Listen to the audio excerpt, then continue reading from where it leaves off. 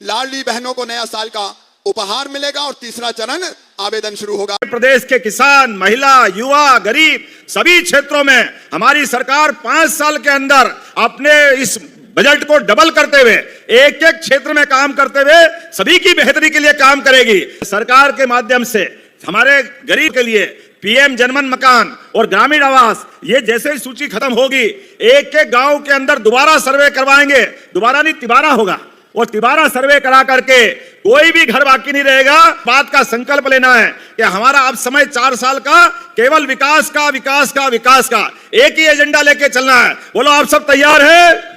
तो अपने स्थान पे खड़े हो जाओ, दोनों हाथ की मुट्ठी बांधो और भाई साहब और हम सब मिलकर संकल्प लेंगे, जब तक मध्य प्रदेश के अंदर गरीब, किसान, महिला और युवा के जीवन में बदलाव नहीं आए तब तक शांति से नहीं बैठेंगे। हमारे प्रदेश की बेहतरी के लिए यशस्वी प्रधानमंत्री के नेतृत्व में देश आगे बढ़ेगा और प्रदेश भाजपा के नेतृत्व में आगे बढ़ेगा। हमारी बहनों को लखपति दीदी बनाना है।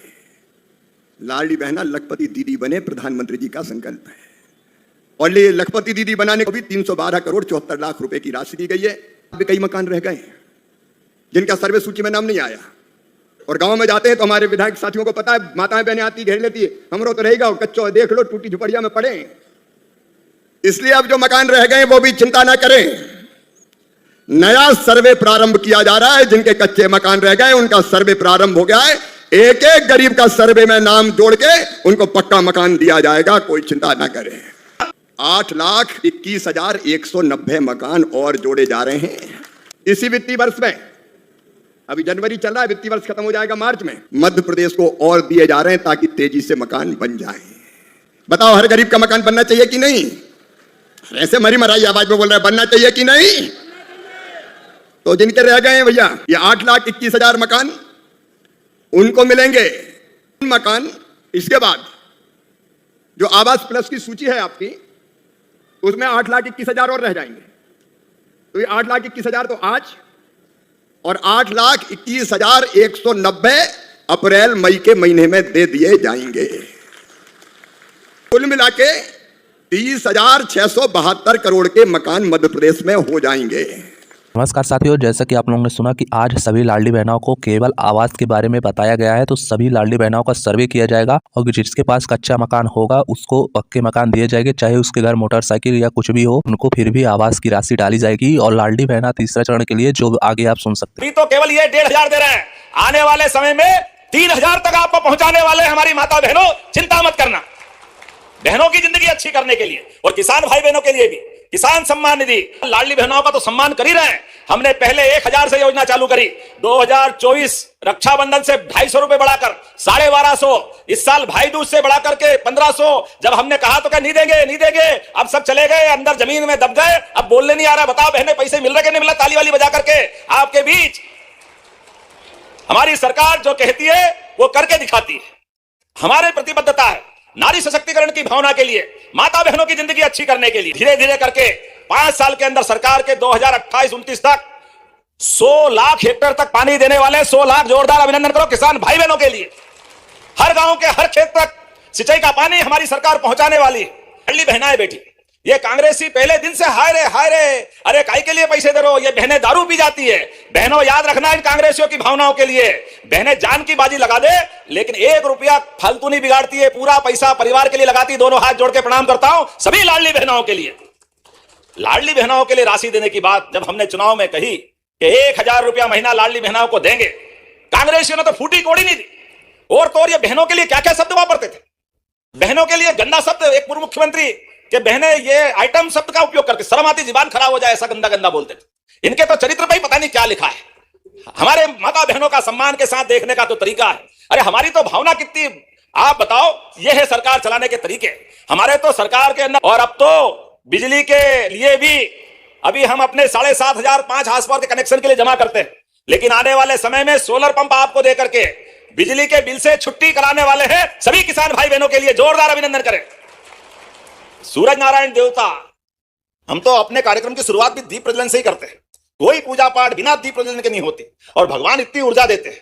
हमने कहा कि जो सोलर पंप 5 लाख में आता था, हम केवल 10% राशि किसान से लेंगे, 90% हमारी तरफ से मिलाएंगे और किसानों के लिए खेत की बिजली, घर की बिजली और छोटा मोटा काम धंधा करने के लिए वो अपनी बिजली खुद उत्पन्न कर ले और अपना काम चलाए। जोरदार अभिनंदन करो। 32 लाख के सोलर पंप हम किसानों को देने वाले, और एक नहीं ऐसी बहुत सारी योजना मैं बता सकता हूं, लेकिन माफ करना मैं देरी से भी आया हूं और मुझे यहां विद्यार्थी परिषद के कार्यक्रम तक जाना है, लेकिन आपके बीच जब मैं आया हूं तो बहुत सारी सौगातें और भी देने वाला हूं। राजेंद्र जी, हमने परिसीमन आयोग बनाया है जो जिले की, संभाग की सारी व्यवस्थाओं का निरीक्षण कर रहा है। उसके माध्यम से हम ये झगड़े खत्म करा देंगे। पहले आपके लिए आप बोलोगे कोई दूसरा खड़ा हो जाएगा, तीसरा खड़ा हो जाएगा। हमने कहा ये किटकिट वाला खत्म करो और आप चिंता मत करो। इंदौर कितनी दूर है? कितनी दूर है? 185। और मैं कह दूं कि अब इंदौर और उज्जैन कितनी दूर है? उज्जैन यहां से कितना? और मैं ये कह रहा हूं कि ये 20 किलोमीटर भी दूर नहीं है। तो आपको जादू बताता हूं, देखो आप हमारा भी जादू। धीरे करके 5 साल के अंदर सरकार के 2028-29 तक 100 लाख हेक्टेयर तक पानी देने वाले। 100 लाख, जोरदार अभिनंदन करो किसान भाई बहनों के लिए। हर गांव के हर खेत तक सिंचाई का पानी हमारी सरकार पहुंचाने वाली है। अरे हमने केवल सुना है कि पारस पत्थर को सोने से लगा दो तो लोहे से लगा दो तो लोहा सोना हो जाता है। यह होता कि नहीं होता मालूम नहीं, लेकिन सूखे खेत में पानी पहुंचा दो, फसल सोने की हो जाती है। यह पक्की बात है, इसमें कोई रोकने वाला नहीं। किसान अपनी हाड़-तोड़ मेहनत करके, फसल उगा करके ना केवल अपना परिवार पालता है, बल्कि पूरे दुनिया के लिए अन्न देकर भूखे की भूख मिटाने का काम करता है। ऐसे में हमारी सरकार की प्राथमिकता, यशस्वी प्रधानमंत्री का जोरदार अभिनंदन करें श्रीमान नरेंद्र मोदी जी का।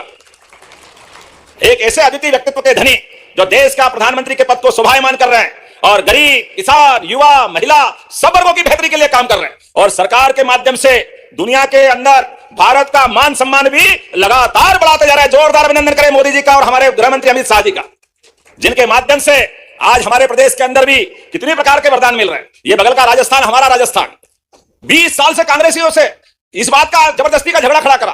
पार्वती, काली सिंध, चंबल योजना का पानी राजस्थान को देंगे नहीं देंगे, देंगे नहीं देंगे। अरे काय के लिए लड़ाई कर रहे भाई?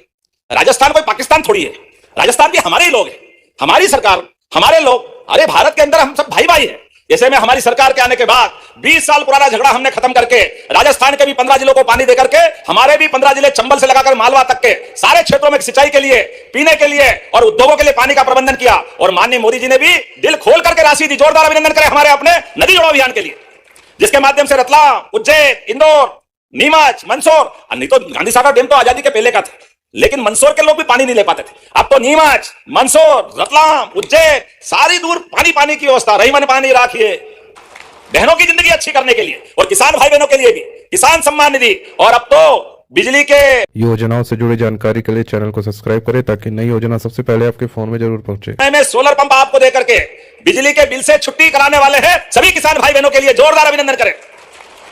सूरज नारायण देवता, हम तो अपने कार्यक्रम की शुरुआत भी दीप प्रज्वलन से ही करते हैं।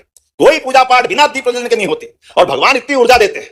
हमने कहा कि जो सोलर पंप 5 लाख में आता था, हम केवल 10% राशि किसान से लेंगे, 90% हमारी तरफ से मिलाएंगे और किसानों के लिए खेत की बिजली, घर की बिजली और छोटा मोटा काम धंधा करने के लिए वो अपनी बिजली खुद उत्पन्न कर ले और अपना काम चलाए। जोरदार अभिनंदन करो। 32 लाख के सोलर पंप हम किसानों को देने वाले, और एक नहीं ऐसी बहुत सारी योजना मैं बता सकता हूं, लेकिन माफ करना मैं देरी से भी आया हूं और मुझे यहां विद्यार्थी परिषद के कार्यक्रम तक जाना है, लेकिन आपके बीच जब मैं आया हूं तो बहुत सारी सौगातें और भी देने वाला हूं। राजेंद्र जी, हमने परिसीमन आयोग बनाया है जो जिले की, संभाग की सारी व्यवस्थाओं का निरीक्षण कर